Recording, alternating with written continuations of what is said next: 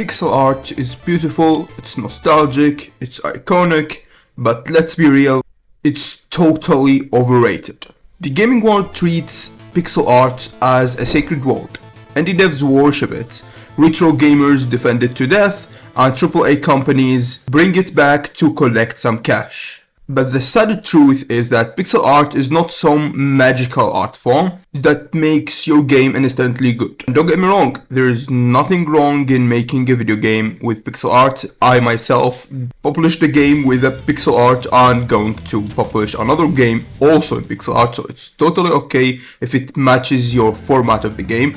But leaning too much on pixel art might actually hurt your creativity in game development. See, when we are making a video game, there's a thing that we call art direction. It's a very important thing in the game design, and also it affects the narrative a lot. So the idea is, how do you vision the game? Not every game can be made in all art styles. You might imagine Hollow Knight, for example, as a pixel art, high density pixel art game. It could work, but you cannot imagine Devil May Cry as a pixel art game. So the thing is, art direction defines how you can tell the story by the vision of the player. Leaning too much on pixel art for indie devs make them close-minded a bit in the art direction of their game, so they are already thinking they are gonna make a pixel art game, so they can't go a bit crazier in the art vision or the art direction of the game, which unfortunately limit their success. Most of the love for pixel art aren't really about the art itself, it's about the memories or nostalgia. NES, SNES, Sega Genesis, Game Boy, come on, these consoles made pixel art the default because the hardware was limited. It was not a choice. It was the only option there. It's a stylistic decision, but many devs still cling to it because it feels safe. On Steam, more than 30% of indie games released in the last 5 years use some form of pixel art. That's a huge number for a single style. It's not nostalgic anymore, it's a saturation. Pixel art has the reputation of being easier than 3D or high-res 2D art. But that's totally misleading. Good pixel art is actually harder than people think. Shovel Knight devs admitted they spent months tweaking tiny pixel details to make animations read well. But here's the catch.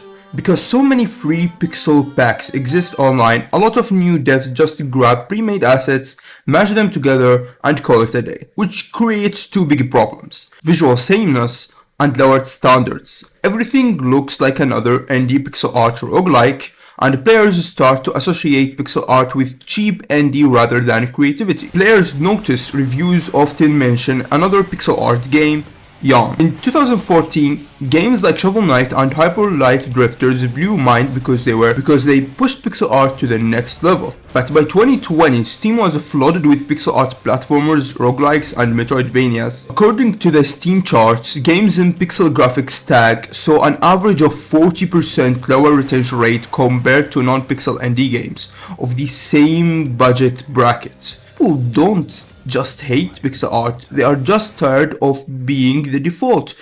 They want to experience the vision of the narrative in different art directions. Pixel art also is limited on how experimental devs get. Instead of thinking what art style fits my game best, they just default to pixel art because it's trendy or indie approved. Imagine if devs used stylized 3D like Hades or Journey, or 100 round animation like Cuphead, or even anime style of animation, or low poly aesthetics like PS1 era horror, which is already being used but mostly for horror games. These styles stand out far more than yet another pixel art platformer. Pixel art does not automatically mean retro charm. Too many gamers, pixel art isn't nostalgic at all. It's outdated. A 15-year-old today never grew up with SNES or Genesis. For them, nostalgia means PS3 or Xbox 360 or even early Minecraft. So the industry is risking irrelevance by clinging to nostalgia that doesn't even belong to the next generation of gamers. Again, most devs are from either the 90s or the 80s, so we do not really understand what is nostalgic to the new generations, because most of us think of nostalgia as the old games, because or we're getting old. So art is not dead, it's just overrated. It's overused, oversaturated, and often leading on a crutch instead of deliberated artistic choice. The best pixel art games like Celeste, Katana Zero, Dead Cells aren't great because they are pixel art, they are great because they use this style in a way that enhances the gameplay, atmosphere, and storytelling, and was chosen due to an art direction decision. So the next time you see pixel art, ask, is this a creative decision or it's just a safe choice? Share with me your ideas in the comment section. I know this is a very controversial thing to say. Many people very much love pixel art. I think it's the only thing maybe they can do, which also limit their creativity because they did not try to make another games in another styles. So share us your opinion. Maybe I'm wrong, maybe I'm not totally right, maybe I only have some points that are right, so I would very love to discuss stuff with you in the comment section.